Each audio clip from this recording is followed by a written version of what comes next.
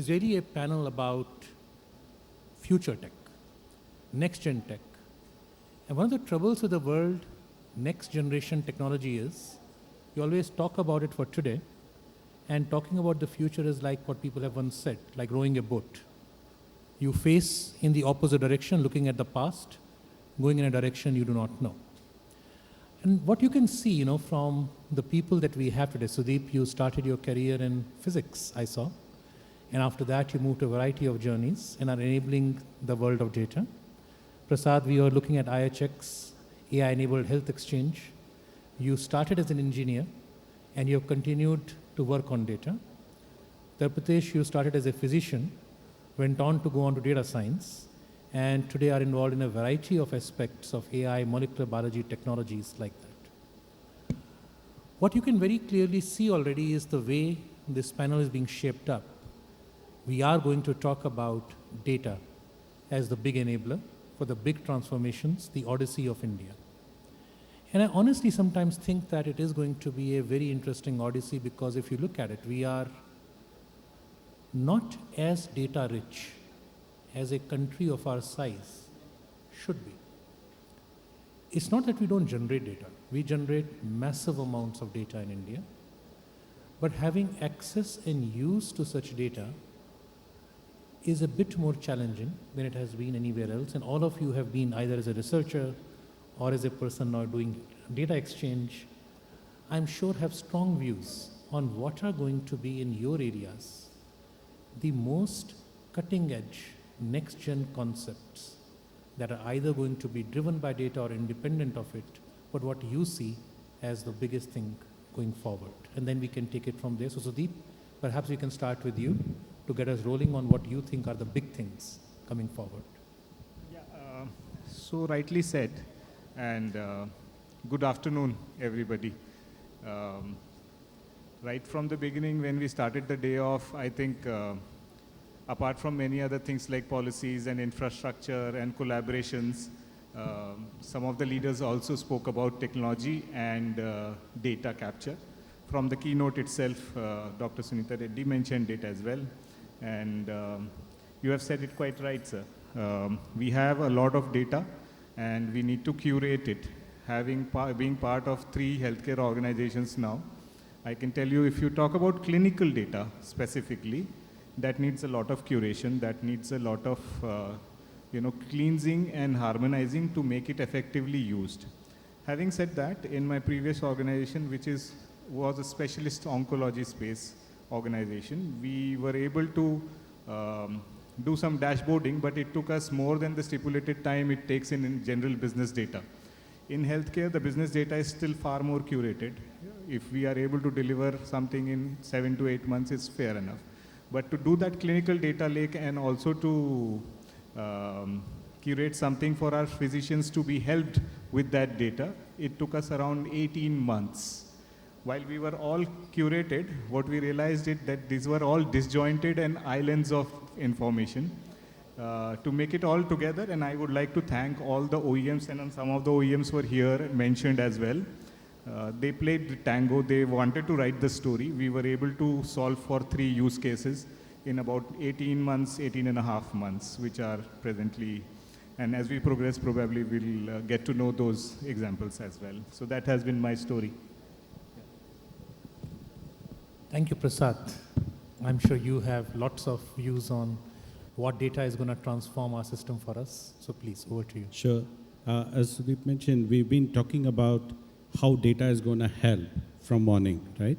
And we look at the scale. You mentioned in a specialized institute, it took 18 months to create that data. Now we are talking about at least 45,000 health providers. In the previous session, there was a talk about 100,000 pathology labs in India, and you have many more clinics, right? Now, if the entire image or the wish list of ABDM is that all of this data is available, it's labeled, it's analyzable, it is intelligent, and I can derive metrics for patient health and be able to care better, right? So where we have talked about insurance for all, coverage for all, and hence we need preventive care at a very detailed level. For this to be a reality, all of this data must be available. If a premier institution, it takes 18 months today. Imagine the plight of the rest 90% of the health providers that we have. And where we are currently focusing is how we can enable every health provider to convert whatever unstructured clinical and health data that is there into a structured, labeled, analyzable clinical data, whether in the form of EHR or longitudinal EHR over time, so that you are able to understand the patient better, understand the clinical details better, and are actually able to map a treatment plan with the digital clinical avatar of the patient, right? And this is a major task, and this is where I think our current AI capabilities. Now, the amount of AI, so all the Gen AI today is on LLM, which is based on the ability to understand a lot of this information, right? And to be able to make decisions. So this information has to be available in a way that can be consumed for any of this AI plans to work, right? So I think the primary task for us is to actually get the clinical data digital. So not only in the creamy layer or the top institutions, but throughout India, we have to be able to get it into a structured, labeled format. And that is the secret. So today, as part of IHX, say about 40% of cashless claims flow through this exchange. And that is a lot of information, right? Even it might not be the complete clinical information, but you still have hospitalization information and the details of it. So that is where we are starting and then proceeding to other clinical. Thank you. No, thank you much. In the future, all of us having our digital twins would be a very, very nice vision indeed that would certainly transform healthcare. So Tav, over to you. Thank you, Your Dr. top Agarwal. thoughts on how everything is going to change next gen. No, thank you. And when I think about India being or not being on the right path, I think the question is also, it seems we are on the right path, but do we have the right car and where we are going? So essentially, AI is transforming everything. Data is the fuel. Obviously, we know that. This has been said by my colleagues as well.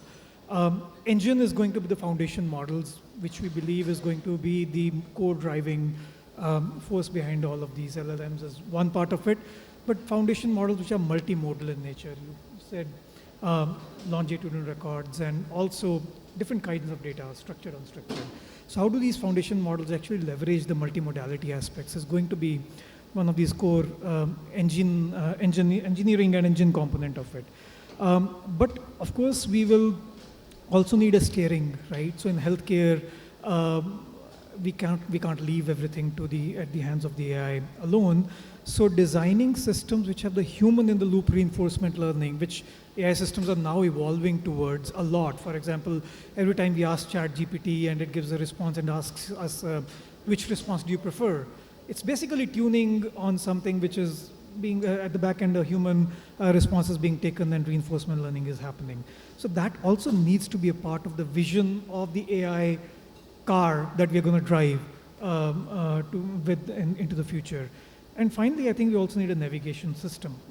We are also realizing that agentic AI steadily growing. I mean, it's obviously a hype as well, but we need steps that can be looped or they can be sequentially planned together.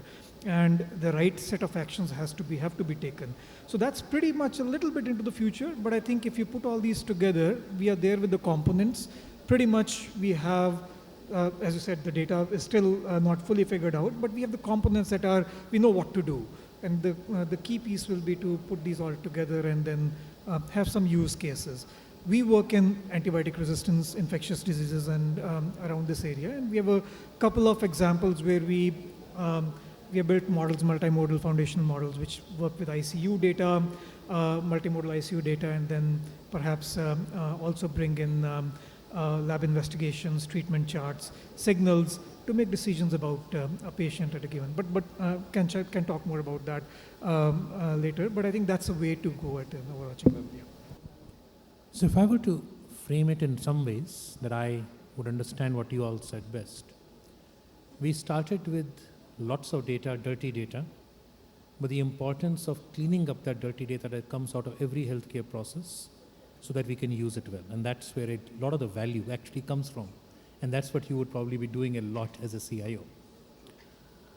Then we came to rich data being tagged to individuals across their lifetime, almost bound to them, creating a journey of their entire trajectory through the healthcare system. And we imagine the possibilities that could come when people with ABDM are able to move with their data. It's a more person-centric vision. How do you enable a person with their data in the Indian ecosystem? And that's also a great vision. Institutional visions, personal vision. And the last, I thought we had a vision of, even if we had both of these, what can we accomplish beyond a simply current efficient system? Many systems in the world today already have a good quality clean data. Many systems in the world already have, for an individual, the data throughout their entire life. If you were to look at Pellet in Israel, from birth to death, almost everything is electronic and tagged. Then we come to the third part. What's truly next gen today? That if we had the data, we could do something with it.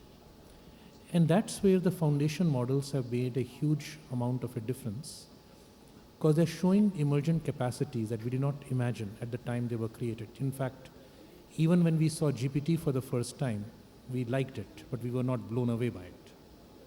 But if you were to just look at the last 3 months of papers coming out in the top journals, I'll give you only 4 examples of why it's changing everything.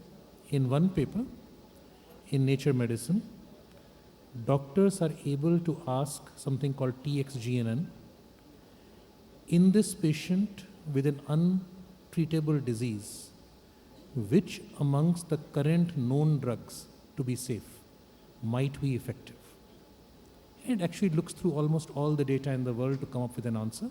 Of course, at the end of that paper, they did not prove that the drug worked, but it was a very interesting paper. In a second very interesting paper, given people's data tagged to them, if you were trying to predict their trajectories, you could find more stuff out of a simple ECG than you could do out of very complicated scoring. So now, I'll blow past the last 2 examples. One is, if you were asked to do a drug discovery on a new molecule, a company called Lila AI got series funded in March. Only AI is looking at how to make things. Only robots are synthesizing it. Even the output is being screened through the AI systems, and their first drug lead molecule is out already. So now I'm going to come back and dig deeper into this. This has created a challenge for all data people. All people think that their data is gold, right? Data is oil. Data is oil of the new ecosystem. So nobody is willing to share data anymore. And yet almost everything that is happening on the AI side is happening based on public data. As a CIO, knowing how much work you put in to clean that data, how do you create an ecosystem that also makes it easier for you to share the data for use by others to advance the healthcare system? What are the things India could take to make this better? A very pertinent question. How do we make it share? If you look at DPDP, it tells you a framework of sharing data for research. We try to follow it in a nutshell. But prior to that, I was thinking, while our speakers were saying, even when Prasad was alluding to, we have data, whether disjointed, cleaned, or a lot of it in our systems. I personally feel we have to think of what we want to solve for, and then curate the data accordingly, because the data is actually immense. It's like the universe. But in that universe, we cannot just go about and say that we have data. What do we do about it? It's almost like saying that we have this and tech and how do we deploy it, we have always said that we should find out use cases, and around those use cases, we should find out the stakeholders, make sure that we have followed all the rules of the land to share data, and then it can be carved out. The use case which I was saying was successful. We had a very specific use case of genomics data being used for finding out a relationship between two proteins and two genes, which we were, if subsequently placed, is it leading to recurrence of a particular disease in 4 years, 5 years time in patients. So that was a very specific use case. If you have use cases like that, I think it makes it easier to use the data and share the data, earmark the stakeholders. There can never be, like many at times you have data which is for public sharing. We were also exposed to a model by a pharma company to help in a drug discovery. And they needed a very specific cohort of patients. We had around 65,000 patients of the same type by and large, but they needed only 1,000 patients. So we needed to curate that data very specifically. It was there in the data lake, but couldn't have been handed over. And of course, then we followed the process of anonymizing and marking out the PI data away, and then looking at the stakeholders and also telling those patients who were there. I mean, there were some patients who were not there. So we had to notify saying that this data is getting used for this cohort in this specific nature. And then we went ahead with that study. So this is how we have been doing. But personally, I feel that use case thing is very important. Otherwise, the data is immense. I mean, the kind of data. A very good point. You need use cases to share data effectively. Yes. Of course, a lot of people build use cases based on what is available, so it cuts both ways. But for effective, efficient sharing, knowing the use case would help. Now, obviously, this is all going to boil down to health data exchanges. So the question to you is very obvious. How do you see the health data exchange of the future? What India should be doing?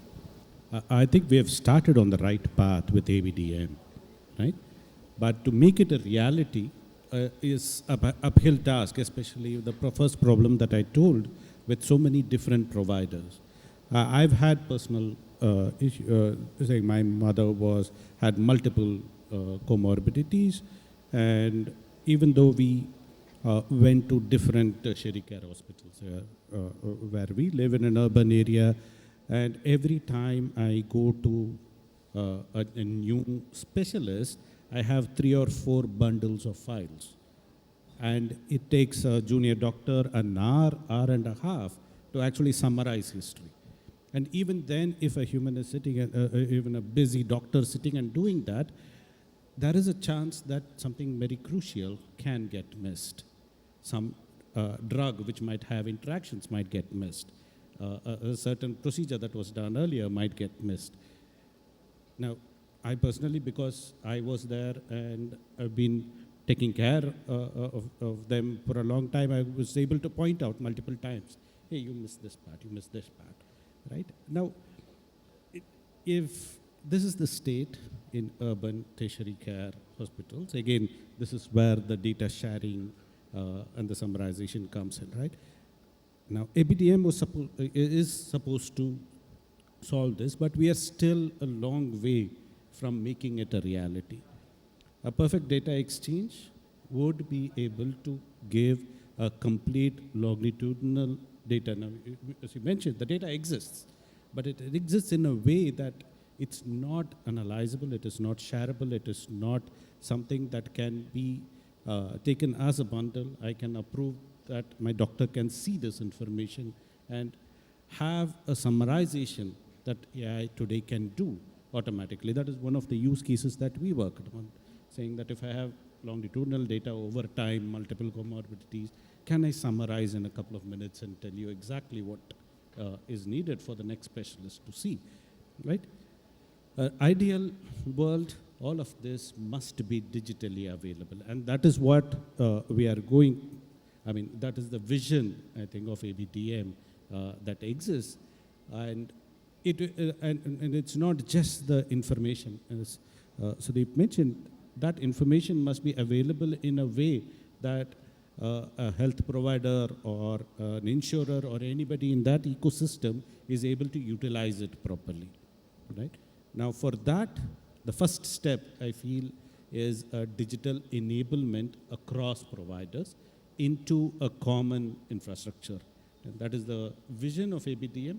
But while there is a lot of technology companies and providers who have to work on it to make that a reality.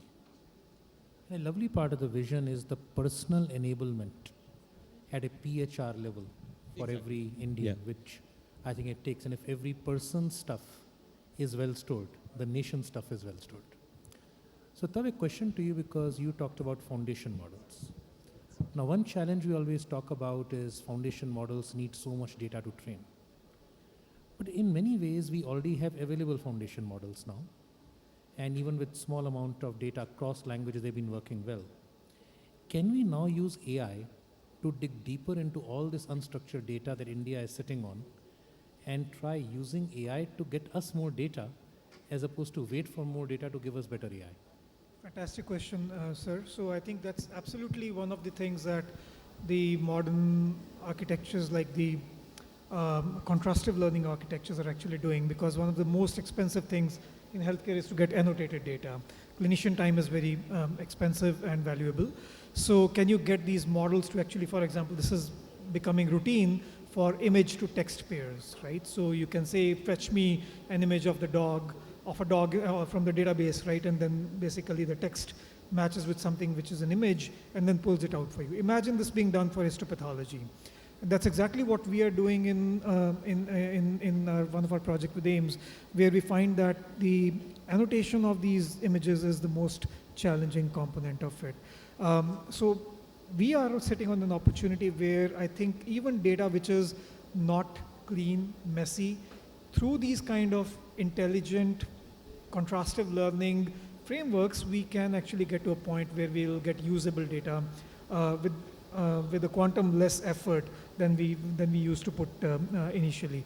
I think a couple of examples that come to mind, and I work in antibiotic resistance, is very simple models which were like graph neural network kind of models used to discover the antibiotics helicin and abaucin in 2020 and 2023 by Jim Collins' group at MIT. It was a Takeda J Clinic initiative.